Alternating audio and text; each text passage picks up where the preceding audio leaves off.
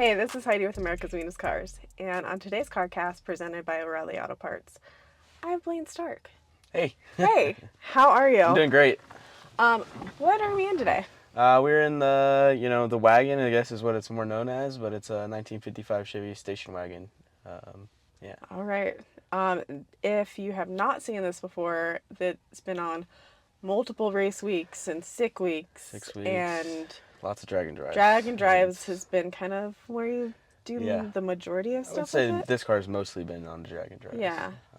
Hasn't done much racing other than that. Just kind of doesn't really fit in any other classes. It's just more of a fun family car. What class is it? It's kind of like a stick shift. Okay. Yeah, stick shift's what we mainly run. It's pretty much always been top 5 car, but this past year we've got top 3. Okay. 3 and a second at race week, and then a third at six summer. So that was fun. Cool, because I feel like when I first met you, you were race weekish, and like that's when I think everybody was just shocked to see you as a younger kid going to these race weeks and just helping your dad out. Yeah, no, it was a ton of fun. We definitely started at race week. When we were little, or I guess when I was little, me and Dad watched, in 2015 when race week came out. We were like, oh, it's right up at Bandimere. We actually went to the first one and helped Larry Larson fix his wheelie bars, which was pretty fun. Me and my dad have known Larry for quite a while, so it's pretty cool. Cool. So what was how old were you with your first race week then? So in 20 was the first year we took this. 19 we went with Rob Brewster, and I think I was either 12 or 13, I would say. Okay. Yeah. Because, I think that was just like such a wild concept, because I think you're more knowledgeable than the majority of 12-year-olds. I guess I'd say so. I mean, I'm not trying to be cocky or anything. No, there's not it's kind of part of being raised within the industry, and you've had drag racing stuff before then, because you did. I mean, I grew up doing drag racing my whole life. My mom, my dad, my grandparents have all been, involved in drag racing for a long time, so I pretty much had no shot at not being a drag racer. Right. Do you enjoy it? Oh, I love it. Okay. Yeah, I wouldn't stop. And I mean, that's kind of a thing, and sometimes it's definitely not forced. That's for sure. That's good, and that's good to hear. But so, where did you start with drag racing? So I started in junior dragsters when I think I started at 8, which is kind of funny because my sister got hers at 9, and I helped her that first year, and then I got mine at 8, on my 8th birthday actually, and there was a rule in the house you can't race till you're 9. And so you were the baby that got. My dad was like, "No, we're racing this year." So I actually spent the whole winter tearing apart this junior and pretty much all by myself, and then we painted the chassis and got the body painted and everything. So I feel like that was probably helping some of it. Was that when you first started within automotive, breaking things down, or was no, there definitely before? Not. So my dad's owned a hot rod shop since '08, Precision Designs, and I mean I grew up around that, right? Mm-hmm. I mean, he started it when I was, a baby. Right. So I grew up going to the shop every day, and even when I was little, going to preschool, he'd come pick us up, and then we'd go to the shop, and it's just how me and my sister grew up, just around the shop. So you continued to do stuff while you were there, though? It wasn't hey, hold on, I gotta work. Yeah. Your dad's been just really involved with having you guys help and learn, because he's always supported us in anything we want to do. If I told him I wanted to quit drag racing today, he'd be like, "Okay, what do you want to do?" Yeah. That's such a cool relationship, and I think that you and your dad have a very unique one. Yeah, no, we bond really well. We work together really well, and we understand each other super good. So that's really nice to hear, and I get to experience it firsthand a lot of ways. So it's been really cool to see that progression throughout the years too. Yeah. And again, not to harp back when you were littler, but how that's changed from you being a preteen to you're freaking a man right now. That's so wild. It's crazy. I still think I'm a kid, honestly. I don't think I've ever grown out of it. You are. But I think there's just a uniqueness with your dad too. I don't feel and maybe I'm not trying to misspeak, but I feel like he's speaks to you in a very adult way the whole time. Yeah, no, we very going back to some of your older videos and stuff, explaining everything that's going on, so that you have an understanding of it, and that you guys do communicate in a really unique way. Yeah, that's one thing we communicate on a pretty high level. usually if one of us has a new idea, we always try to talk through it the best we can. And learning is the biggest thing right now. Like, I know a lot about the engine combination and the transmission combination, but the ECU side of things I'm growing on right now. Okay. You know, he's having me wire some stuff at work and, you know, a bunch of stuff like that. So I can, you know, we're building the Mustang right now. That's going to be a pretty serious stick shift car. So I want to have a good understanding of what's going on. Within like fabrication, is there, or building a car, is there a part that you enjoy the most, or just all part of it? I like going all around, honestly. There's not really a part I'd prefer to do. Because I know some people are like, hear wiring, and they're like, no, that's not for me. No. But I like doing it all. Okay. Anything is all good. Very cool. And you've been kind of more integrated, I think, in precision designs the last year, I'd say. Yeah, I mean, I'm full-time now, so. Right. I mean, what's your role there? I don't know. I go all around. Okay. I do social media. Like on Mondays, I start doing that stuff and, you know, getting the week planned out, and then work really the rest of the days. Yeah, I mean. Do you like the fabrication side? Yeah, I mean, I do all of it. I'm not that good at the fabrication side. Like I can do roll cages stuff, but like the bodywork side of stuff, I'm not that great at yet. Do you want to? We have good metal shapers at work right now that are definitely willing to teach. So I think that can be such like a really good part of things, because when you do have people that are willing, versus like maybe not wanting to share like secrets or whatever, like you are able to build that, which is really cool. I mean, our whole shop is really open. It's nobody hates anybody else. You know, everybody's pretty cool with everybody. Yeah, I mean it's hard to find in a lot of places and shops and just work environments in general. Yeah. And so I think that helps making what you do a lot better. I agree. Yeah. So. As far as the wagon goes, where do we stand with this right now? What kind of setup do you have in it? So it's a 6-liter LS truck block. It's got Molly pistons, and then it's got Manley rods in it. Stock crank deal. Molly helps us out on the pistons. We're currently chasing a oiling problem, actually, where the oil's getting through into the combustion chamber, and it's picking on some random cylinders. So we're looking into that, and Molly's helping us out a lot on that. And then it's got some Frankenstein ported like LS3 heads on it, and Holly FI and Motion Raceworks goodness. Goodness, yeah. Awesome. Because you've done Sick Week and you've done Race Week. Yep. Where's the next? What do you do next with it? Ooh, I don't know. It's at a point in its, I don't know, I'd say career where it's like almost too fast. Oh, okay. I mean, this car really started out as maybe going 1150. It's really been a real experiment.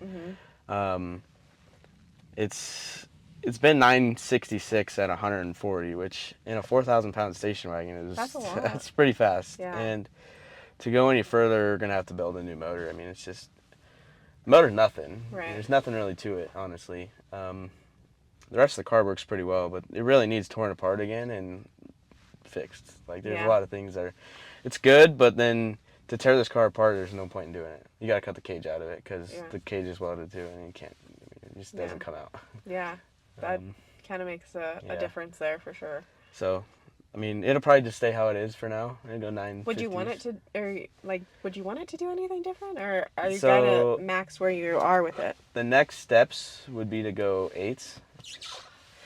All right. And to go 8s in this is just gonna be a hurdle. Like I said, changing the engine combo. Right. And then the rear end's probably gonna need braced, and you know, there's a bunch of stuff like that, which I guess we should continue on down towards the back of the car. It's got a face-plated TKX from Liberty Gears with it's got a Black Magic. I think it's not. It's Ace, 3-lever Ace slipper clutch, and then Mark Williams drive shaft and a Mark Williams Ford 9-inch in the back with Mark Williams axles, 35 spline axles. So pretty strong stuff, which for a 3,000 or 4,000 pound station wagon, it needs all that. Because I mean, if you were to go into 9s, would you then have to change the way that you do?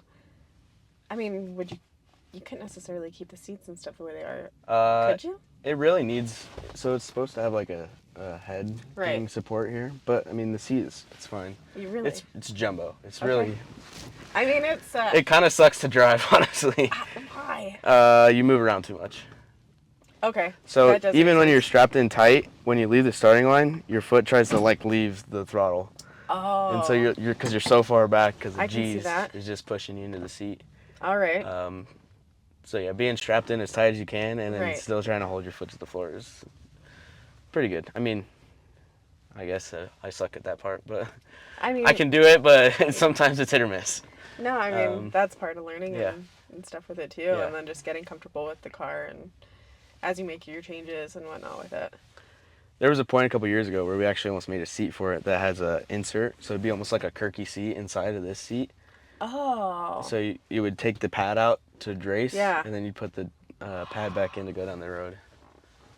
That would be kind of cool. Yeah, and then we're like, maybe we don't need to go that direction. Maybe you don't need to, but like if you ever did, that would be really trick. Yeah, it would be pretty cool, but it'd be kind of tough too. It would be kind of tough. So. Have you enjoyed actually taking it on the drag and drives? Because like, it Oh, seems actually pretty like comfortable. It's really and, comfortable. Like, the only thing that sucks is we have that battery. This. Or that wiring panel. There's the Right. word. So it kind of foot room sucks over there, but other than that, it's not bad. Yeah, I mean, just hops like that. It's got AC, and then Mom's rode with us the last two in the back seat with our little puppy dog. So. Oh, great. Yeah. How many dogs do you have? We just have one? two. Two? Yeah, 2 dogs. Okay. Yeah. I think I just knew G Money. G Money, yeah. What's the other one? Her name's Cavic. She's a golden. Okay. Yeah. Maybe I have seen her too. Yeah, she's pretty cool. I feel like I'll show her to you later. Okay. Okay. Because I feel like I've met both of them at the old shop. The old shop, probably. Yeah. Yeah. Yep.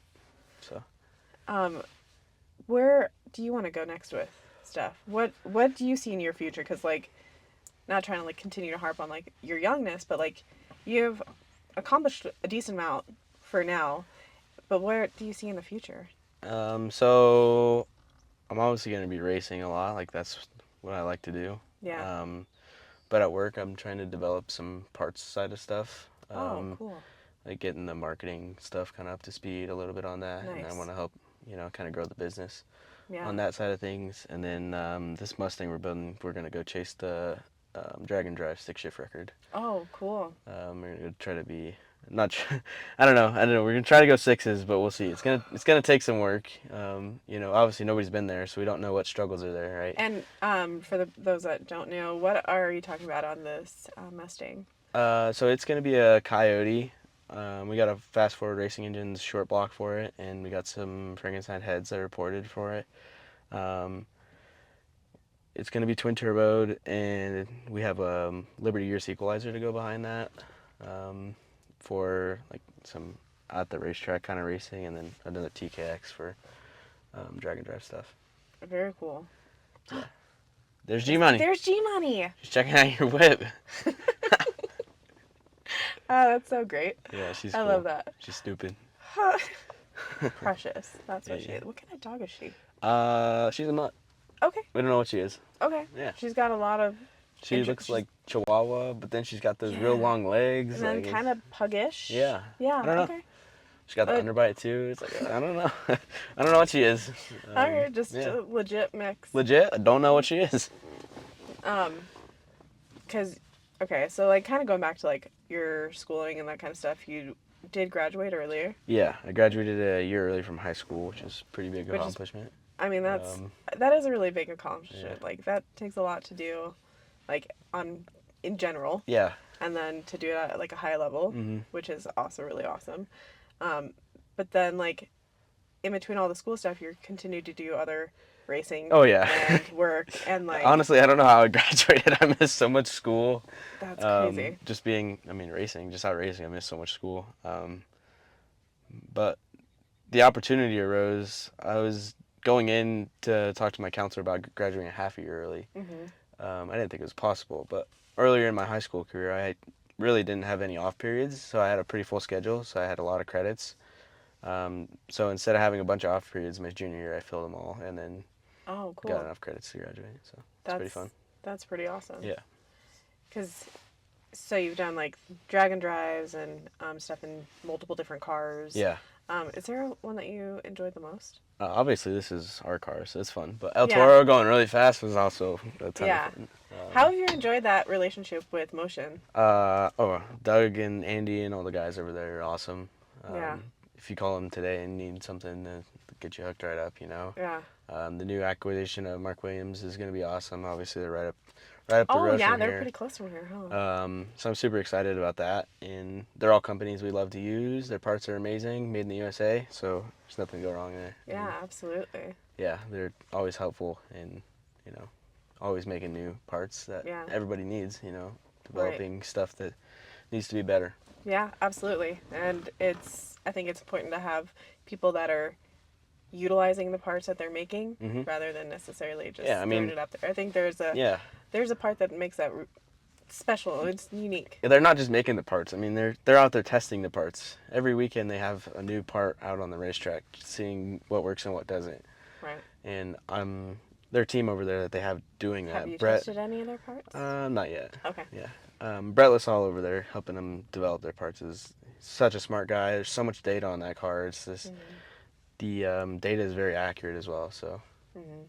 You recently just went out and were over there with Brett, right? Yeah, so I went to FL2K and No Mercy with him, and Okay. I went to Yellow Bullet Nationals with him Okay. this year, which that car's super fast and it's very consistent too.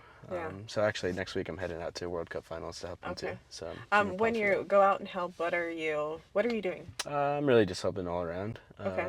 Maintenance in the car in between rounds and fixing stuff needs fixed. Okay. Staying on the straight line, helping out. Yeah. Yeah. Because Just going all around. because I know that you've done some funny car stuff as Yeah. well. Yep. How have you liked that? It's good. Okay. It's a lot of work. Yeah. Like a lot of work. It's probably as equal as to drag and drive. Okay. Just in a weekend. I mean, it's just nonstop Yeah. all the time. Is that something that you would pursue?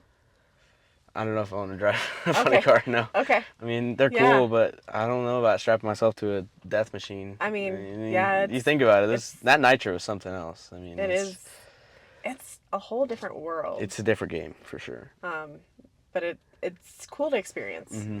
And Those cars tear up stuff like you don't even know how it does it. You'll go up there and it'll come back first round and it'll be perfectly fine. You'll slide a new rack in it, go up there again, and kaboom! Just Done. absolutely destruction. I've never seen anything like it. What do you feel like the pace is? Do you feel like it's, when you were comparing it to like a drag and drive, just pushing all of that, like having to go so quickly between rounds? Or like how are we making that comparison? Okay, so I would say drag and drives are similar paced at the racetrack and slower on the road. Okay. At the racetrack, it's nonstop work, which, I mean, you really don't have any downtime when Right. you're... I mean, this car is a lot of maintenance, to be honest, for a 9-second car. But compared to the funny car, I mean, it's pretty similar, honestly. Like, Okay. the setups are... I mean, it's got a clutch, and Right. the motor's not big as big as that Right. is, but I would say... I'd say this is probably more fun, just Okay. because it's it's my car. Obviously, we're there's- racing it, yeah, right? there's- right. But helping is a lot of fun too. And then the funny cars, the pace is a lot slower, I guess, Yeah. because you only make 2 runs a day, Right. which you can Right. make 3 in a drag and drive, but you have all day to do it Right. in a funny car, and you only have what do you have, 6 or Right. 7 hours to make 2 or 3 runs. I don't know. I feel like the paces are similar. I can kind of see that. I wouldn't have necessarily put that together in the way. When you're talking about how the maintenance or the turnaround time on this is kind of lot for a 9-second car, what is entailed in that? So depending on what the clutch does, honestly, the clutch is Okay. the biggest hurdle, because you have to jack it up to get to the clutch, obviously. Okay. We have Pro Jacks, which help out a lot. So really, you come back and we pull spark plugs on every run. Just it's a nitrous motor, that's what you do. Depends on whether you put a new fresh set in it or not. So that's like your usual start, and you get it cool off, and then while I'm usually pulling the plugs and figuring out what's broke, Dad's looking at the data, figuring out if the motor's hurt, what errors we had, and what we need to do to the clutch. We've been pretty good at not having to turn the car around, like coming back and being one and done lately. That's really, really helpful. To put in perspective, we did race week and sick week, and we only made, I think, 11 runs. Oh, wow. Yeah. Wow. And all averaged in the 9s. There's only one 10-second run out of the whole time, which going into the week, we hadn't been 9s all week. During, I want to say it was race weeks, What is one of the worst things that you had to do in those situations? The drives suck, The honestly. drive suck versus like having to break, like Oh something yeah, break and really. this 400-mile drives were just, they beat you down. Yeah. I mean, you're sitting here just driving down the road and you're just driving, you know? I mean, it's Okay. fun when you get to the checkpoints and stuff, but man, this back roads just beat you up.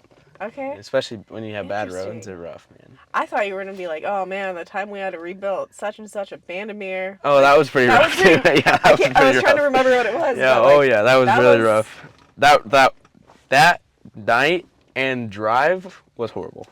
That was the for worst those that time at a don't know, dragon what drive happened ever. to the car that day that we're referencing? So it melted the head and the piston in the number 8 hole at Bandamere at like 1,100 feet, which is the detonation zone. Mm-hmm. It's usually when stuff breaks. It's a lot of load on everything then. Mm-hmm. And it didn't even really look like anything, but when we pulled off, he knew something wasn't right. And so we got back and he pulled the head off, which isn't too bad on this, but it's also not that great to do. And it had melted the piston pretty good. So we pulled the engine out. We had an engine at the shop, which was a customer, but it was a really close customer. So we asked him to borrow it and we'll buy him a new one, right? So we put this engine in and all night, you know. We had the guys from On Track helping, so we had a lot of help. Obviously, when you turn in your time slip, you can get help from other racers and competitors. And Clint Sadowski and Rob Brewster hung it out with us.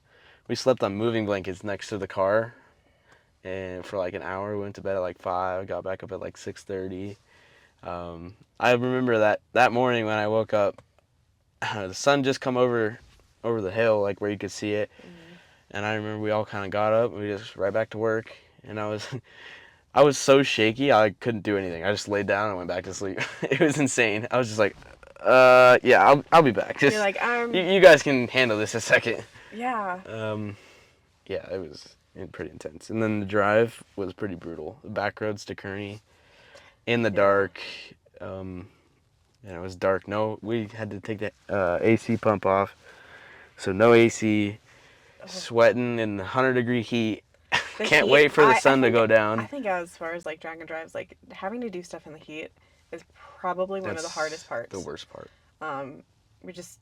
You already feel bad and tired and kind of run down, and then you add like heat where you're at like 104, 107. I don't know how these guys are doing it without like air conditioning and I stuff. don't know either. Like I drive like that. Yeah. And like I'm in like legit AC. Like I'm not having a turnkey. Like not having to deal with anything, and I'm tired. This car is really good on the road. We don't usually have problems. Like it's usually pretty straight. And if it's a problem, it's like a O2 sensor fails or something like that. You know. Something that's not. It's not too bad. And the AC in this car rocks now. That's good. We put a new Gen 5 vintage air unit in it, and it's killer. Is there anything that you want to like accomplish? Or are you just looking for like the 8s, or are you just in another car, or where this car is really, I mean, it's topped out. It's kind of topped out. This is pretty much done. But like, so are you looking more towards your Mustang now? Yeah, the Mustang we're doing, and then my car is behind that, which was in front of that, but then we needed something to race, so it got jumped, because my car's further apart than the Mustang is. But the Mustang, the cage is probably 90% done in it, and we're hoping to have it out next year. Okay. It needs rewired. We're going to wire it, and we got to finish plumbing it, like replumb it all and everything. But it's going to be pretty killer. Pretty excited for it. I can absolutely see that. Yeah, it's going to be super fast, hopefully. Social media has kind of been, like you said, that you've been doing it a little bit more on like Mondays and that kind of stuff. How do you see the progression of it being younger, or do you see how you've kind of grown up with it? Do you see the difference, or does that make sense? I don't know. I guess I don't know what you're asking, I guess. Okay. Just rephrase it. Go ahead. Let me rephrase. So, like, you've kind of grown up, in a sense, in the spot level, like, with, like, you've had 1320 and stuff, like, following your journey with stuff, and then you've been a part of, obviously, like, your channel, and, like, where do you see social media playing effect into it, or is it just part of life? Like, do you see any growth? I do. I mean, in public, every once in a while, you get a guy that's like, "Oh, hey, oh yeah, that's who you are." You know, it's pretty cool to know that. there's Do you people like like it that. though? Yeah, I think it's cool. Okay. Um, Is that something that you're going to continue to work on I and want grow to. with? Yeah, Okay. I want to. I'm really struggling with it right now. I don't have a lot of motivation, honestly. Okay. What's stopping you? I don't know. I don't Okay. know, being so busy if what it I mean, that is, can be a or big thing. I'm not really sure. Right. I want to try to get back on the train. Hmm. Just been, I don't know. I guess not had that much time to do it. I Maybe. think that I that don't know if is a big motivation is the thing. right word. Okay. I think it might be time. Okay. I I, mean, it I could is. definitely make time, but Yes.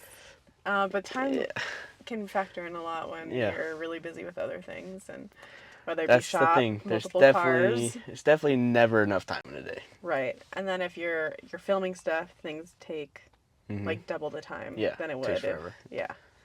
Okay. Yeah. Where would you want to see that go? Like, do you have an idea on it? I don't know. I think it's Okay. growth is cool. Yeah. What do you like about growth? Just I don't know, knowing that you're succeeding, I guess. Okay. Knowing that people like to watch what you're doing. You're right.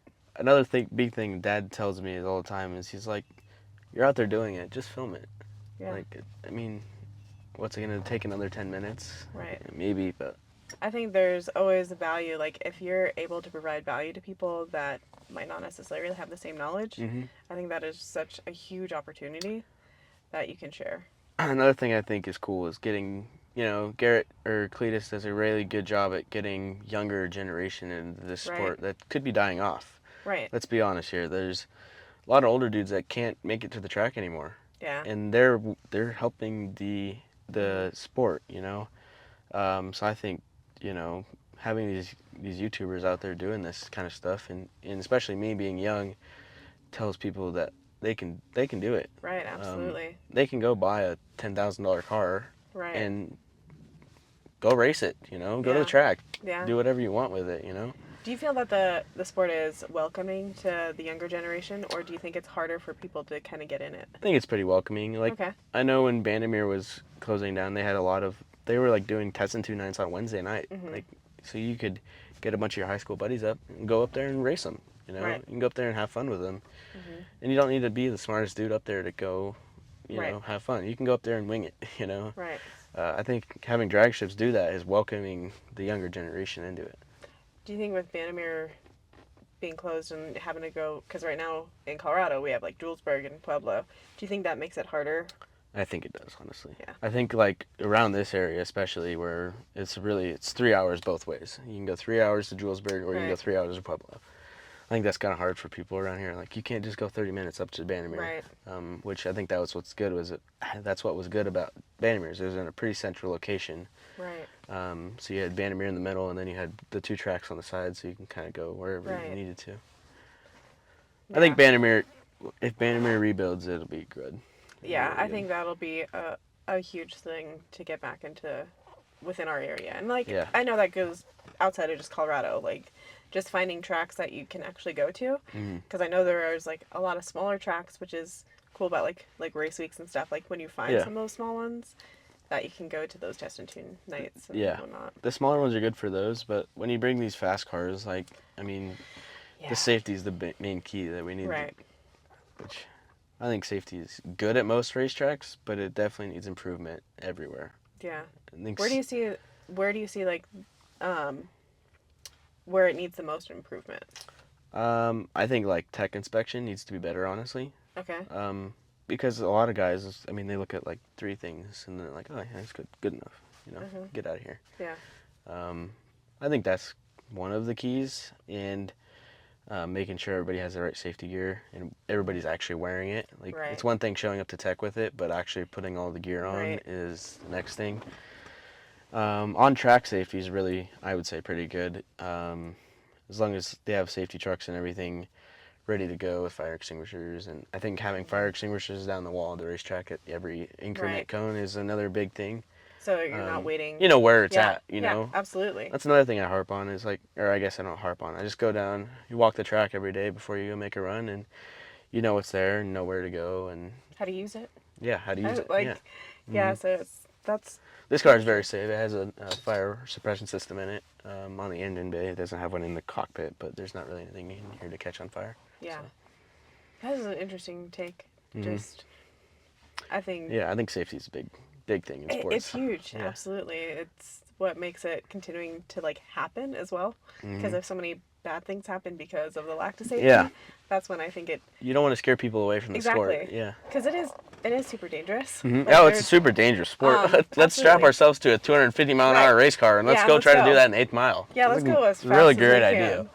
Oh, actually, funny story. My husband, way before I even got into any of the drag racing stuff, he was like, "Hey, I'd really like to go drag racing in my car." I said, "Absolutely not. Absolutely. Absolutely not." And so I was against it for so many years, and then it kind of switched. And so like now, before where I was like, "Oh man, it is so dangerous. I can't imagine." Like there is a lot of steps that do make it really safe. Yeah. And like it's not as bad as like what I was initially thinking. But I think there's always that room for improvement. It's super safe. There's nothing. Right. I mean, there's no downsides. There's just ways to improve. Exactly. That's a great way to put it. Is, yeah, just. Our sport is amazing. Like I think the you can improve safety that we everywhere.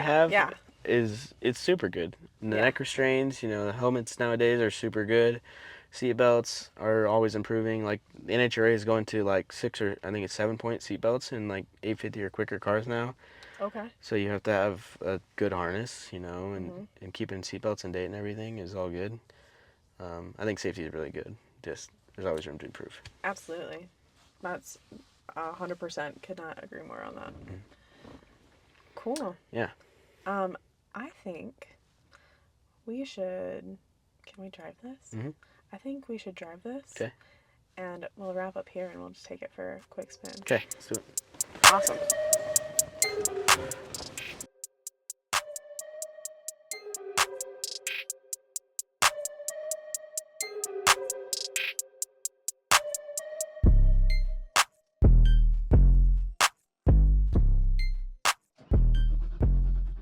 Kind of loud. Usually there's caps. All right. Kind of in race mode.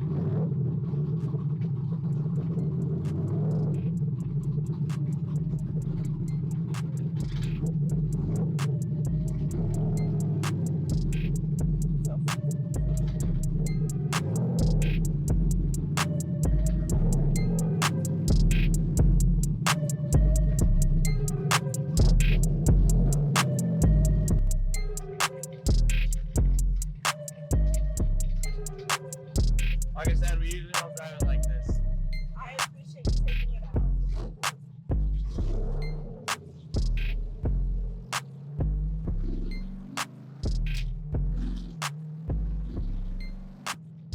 I figured my watch is like, hey, loud environment.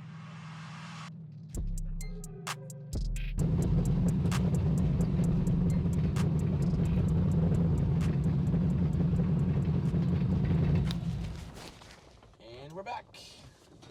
That was so fun. Yeah, it's pretty loud. It was kind of loud. And Yeah. we got some moss in here too.